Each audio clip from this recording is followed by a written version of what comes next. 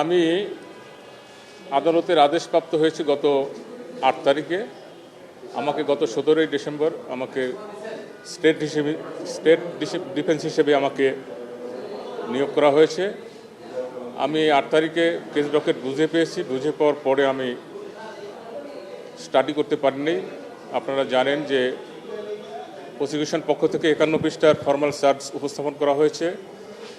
জব্দ তালিকা এবং সাক্ষীদের জবানবন্দি প্রায় 244 পৃষ্ঠা, তারপরে ভিডিও অডিও রেকর্ড, এগুলো আমি পর্যালোচনা করতে পারিনি বিধায় আমি আজকে অ্যাপিয়ার করে সময় প্রার্থনা করেছিলাম।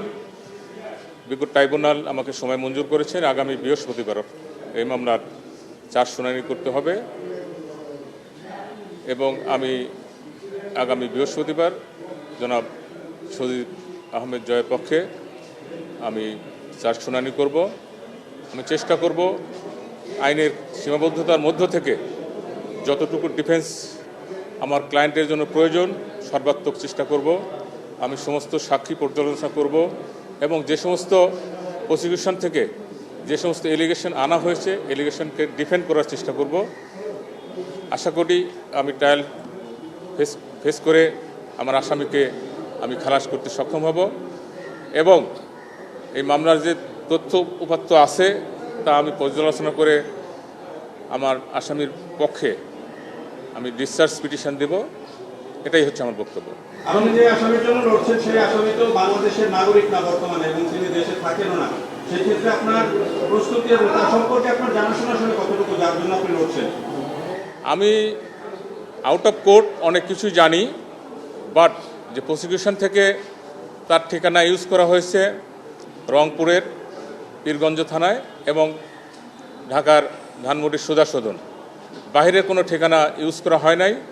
যে প্রসিকিউশনের পক্ষ থেকে যেটা দাখিল করা হয়েছে তার মধ্য থেকে আমাকে করতে হবে। তারপরেও যদি সাক্ষ্য প্রমাণে যদি আসে তারা কিছু বলতে চায় সেটা আমি ডিফেন্ড করার চেষ্টা করব এবং তার বিরুদ্ধে যে এলিগেশনটা আনা হয়েছে আমি পর্যালোচনা করি, তারপরে আগামী দিনে আমরা সঠিকভাবে ব্রিফ করবো ইনশাআল্লাহ।